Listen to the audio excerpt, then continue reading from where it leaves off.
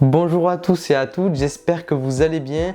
Aujourd'hui, je vais vous parler de la collaboration qu'il y a eu entre Deloitte, cabinet d'audit international, et Avalanche, blockchain dédié aux contrats intelligents. Deloitte et Avalanche ont en effet créé une alliance stratégique.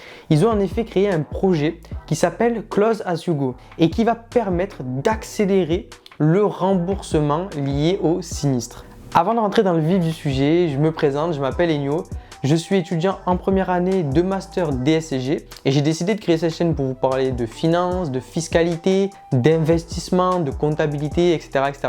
Je vous ferai part par exemple des investissements que j'ai fait, que ce soit dans la bourse ou dans les cryptos. Donc n'hésitez pas à vous abonner et à rejoindre la communauté. Alors déjà, qu'est-ce que c'est qu'Avalanche? Avalanche, c'est une blockchain qui est dédiée aux contrats intelligents, comme la blockchain Ethereum.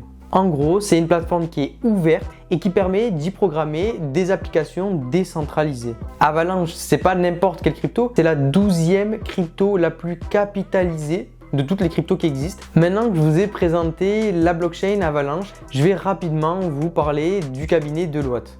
Donc Deloitte, c'est un cabinet d'audit. Il travaille sur la finance, la fiscalité, le droit, même la comptabilité. En bref, c'est un cabinet d'audit et de conseil. Mais attention, ce n'est pas n'importe quel cabinet d'audit. Il fait partie des Big Four, des 4 plus gros groupes d'audit au monde. Pour vous ayez une idée, ils arrivent à générer un chiffre d'affaires de 47 milliards de dollars. Et c'est le plus gros groupe d'audit au monde en termes d'effectifs, puisqu'ils ont environ 330 000 salariés dans le monde. Maintenant, parlons du plus intéressant, le partenariat entre Deloitte et la blockchain Avalanche. Alors, quel est l'objectif de cette plateforme? L'objectif, c'est de simplifier les demandes de remboursement dans le cas de catastrophes, par exemple des sinistres, auprès de l'Agence fédérale de gestion des urgences.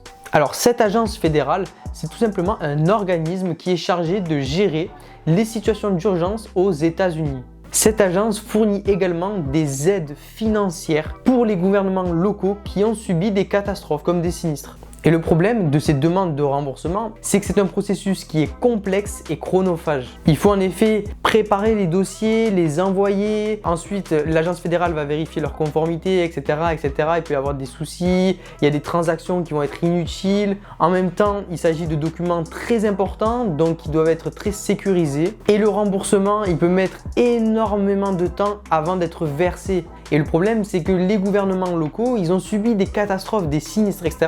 Et ils doivent agir dans l'urgence et recevoir rapidement les remboursements des sinistres. La technologie de la blockchain pourrait grandement résoudre ce problème. Alors déjà, cela permettrait aux gouvernements locaux de démontrer plus facilement leur éligibilité au financement d'urgence. Donc ça sera un gain de temps pour les subventionneurs, l'agence fédérale, et ça sera un gain de temps pour les gouvernements locaux. La plateforme permettrait aussi de simplifier la conservation des documents en les stockant grâce à la technologie de la blockchain.